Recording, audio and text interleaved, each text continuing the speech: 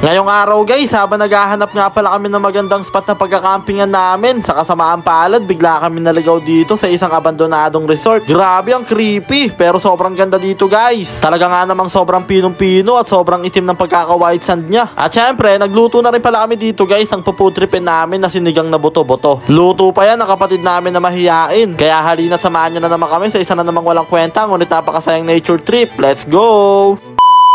What's up sa inyo mga itik? Ngayong araw guys, habang payapa nga pala namin binabaybay ang Kapatagan, biglaan na lang may isang pangyayari na hindi namin inaasahan. Naligaw kami guys, napunta kami dito sa isang lugar na puro putikan. Kaya tamang tulak na naman ang mga itik.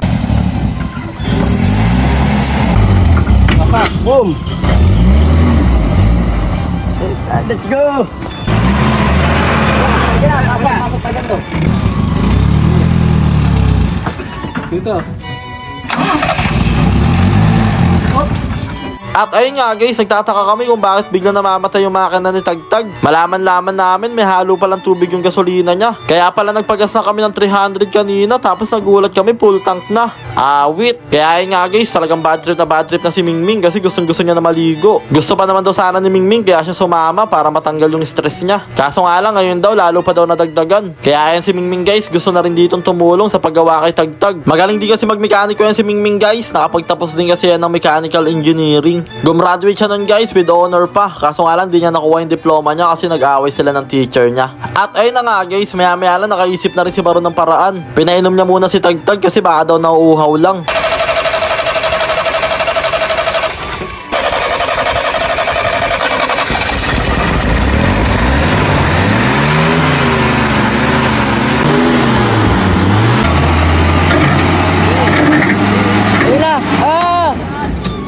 At ayun na nga guys, grabe sobrang dami pa rin namin dito nadadaanan na sobrang lubog na parte. Kaya talagang hirap na hirap kami, hindi man lang kami makaabante. Kaya ayan, para makaabante kami, kanya-kanya silang diskarte. Pero si Jubang guys, ito nga pala yung naisip niyang diskarte. Magtitimpla siya ngayon ng kape. Grabe, sobrang talino talaga na ito ni Jubang guys. Alam niya rin talaga na halos aabutin kami ng hapon dito bago makababa. Kaya tamang kape muna kami ngayon dito guys para makapag-chillin. Kaya ayan guys, nagkape na rin pala yung kapatid namin na mahiyain. Ayan, medyo nahihiya pa siya oh. Ayan, mahihiya na naman yan. O, diba? Meng, kape Meng. Ano pre, makakaahon pa kaya tayo dito? Kaya yan. Edit mo na lang. Ayun guys, nalagyan na namin ng kalso. Magkano kaya kilo ng bakal dyan? Kaya siguro ayun, Raptor. Benta na kaya natin to pre. Ha? Benta na lang natin si Tagtag. Ano issue? Ano issue niyan? Ano? Stock lang. Kanya ko. All stock. Literal stock lang. Saan? Dami mo na. Ano issue? Na-stock lang. Na-stock lang. Literal. Guys, for sale, owner. All goods yan, running condition. Pero ngayon, hindi muna. Issue. Na-stock lang guys. Literal. Ano namin guys, oh. Hindi mo naman. Ang creepy. Buto si Mingming, chillin lang.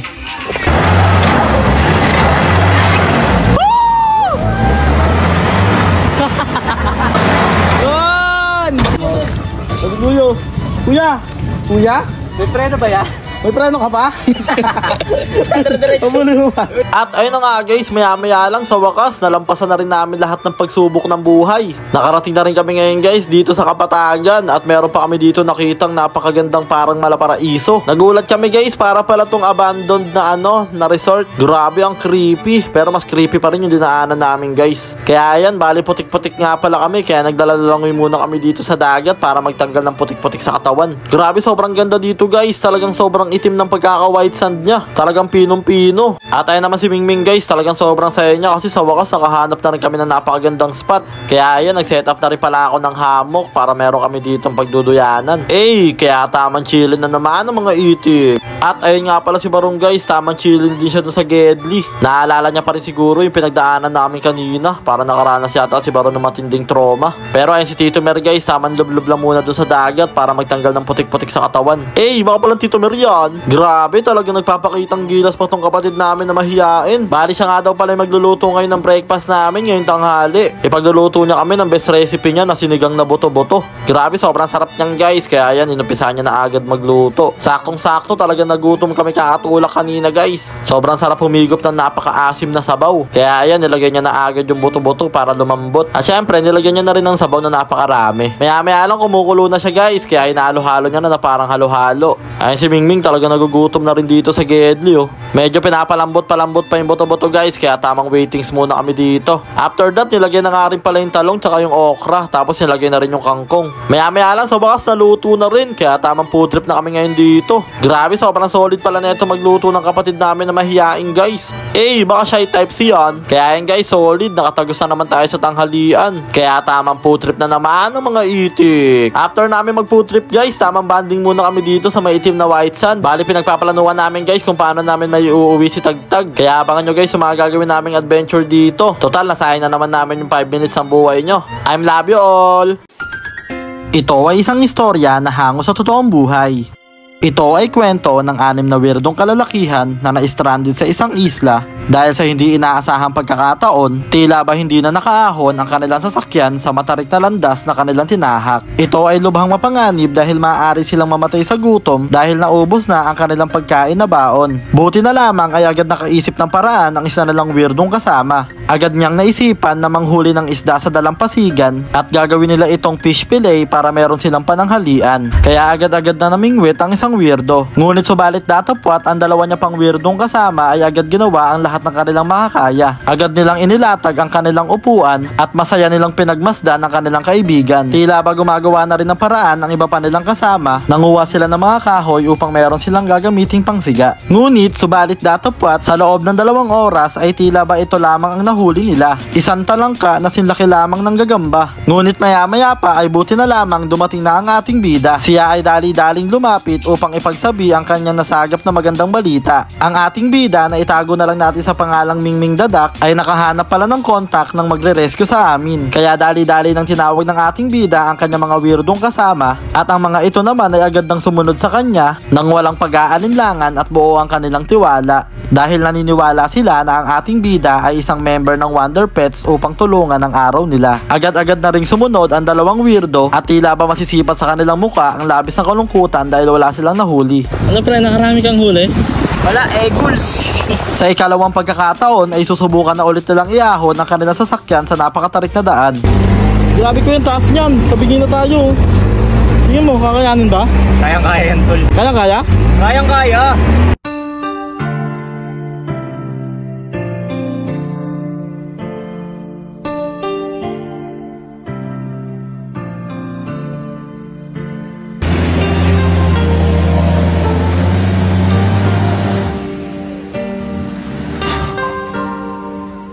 Putol pre.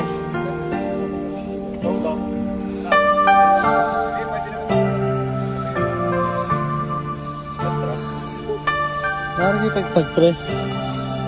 Ano ba ulit this?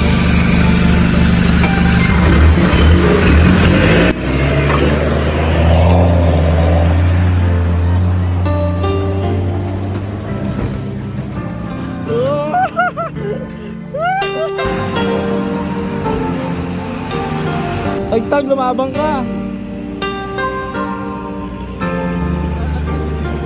Mas kawawa si Ace.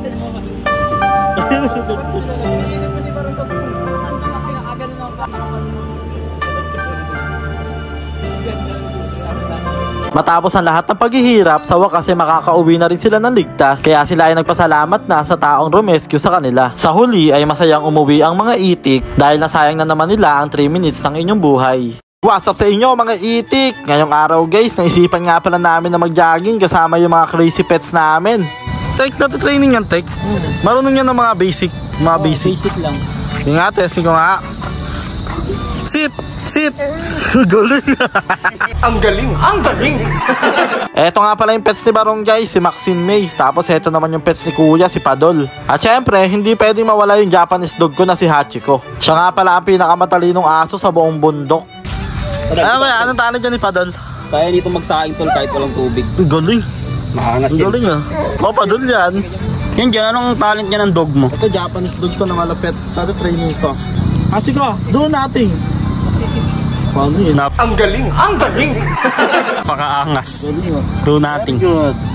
At ayun na nga guys, tamang exercise muna kami dito kasama yung mga pets namin. Maganda rin kasi guys na naigagala natin minsan yung mga alaga nating aso para hindi sila na-addict sa gadgets pag nasa bahay lang. Bali, eto nga pala yung aso ni Baron guys, isa siyang Gold Balls Retriever. Matalino yan guys, tsaka malambing, kinukumutan niya pa si Baron kapag natutulog. Eto naman yung Japanese dog ko na si Hachiko na nabili namin sa Japan Surplus. May kasama na yung previous na power bank, nasabi ko na yun dati pero SKL ko lang ulit. Eto naman si Padol guys, bali isa siyang Siberian Husky. Grabe, dati ang liit lang yan guys, pero ngayon ang laki niya na. Matapang din yan si Padol guys, mga tugtugan yan, mga Oside Mafia. Tsaka talent niya nga pala, magaling siya magmukbang.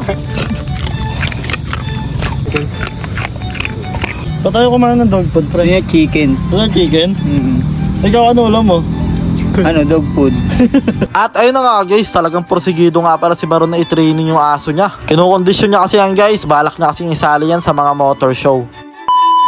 At ayun na nga guys, bigla kami nagutom kakanood ng mukbang nila Padol, kaya naisipan din namin na mag food trip. Saktong-sakto, napakarami nagbebenta ng mga street foods dito sa Helping, kaya nag food trip na agad kami dito na napakasarap na isaw. At ayun si Baron guys, nag food trip na rin ng crunchy na chicken skin. Grabe, tamang food review na naman ng mga itik, kaya talagang mukhang magtutuloy-tuloy na yung pagtabaan ni Baron. At ayun, nag food trip na rin si Lester 023. After that, next naman namin na food tripin ngayon yung napakasarap na siomay dito sa Helping. Kaya sa mga napapadaan dito, bilhin na rin kayo dito kay Kuya guys, solid yung siomay dito. Bali, kaibigan nga pala namin yan si Kuya guys. Matagal na nagtitinda yan si Kuya dito guys, kasabay pa namin dati yan nagtitinda nung naglalatag-latag pa kami. Kaya ayan, talagang walang kupas yung siomay ni Kuya, kaya tamang food trip na naman ng mga itik. Ayan, bali ganyan nga pala mag food review guys. So ayan o, like, tapos ayan, subo ulit, tapos like ulit. Ayan o, food trip na naman ng mga itik. At syempre, kailangan din namin ng panulak, kaya bumili na rin kami dito ng napakasarap na buko juice. Sulit dito guys, 10 piso mo, isang plastic labo na. Kaya unang higop pa lang, mapapalike ka na agad. At ayun si Kuya guys, nag-food trip na rin dito ng buko juice. Grabe, ayos mukha. Ayan, si Baron naman guys, mapapalike din yan. At syempre, hindi pwedeng puro street foods lang yung kakainin namin guys. Kailangan din namin kumain ng mga healthy foods. Kaya bumili na rin kami dito guys ng masusustansyang prutas. Kaya hanggang dito na lang muna guys. Nasayang na naman namin yung 3 minutes ng buhay nyo. Salamat sa panonood guys. I love you all.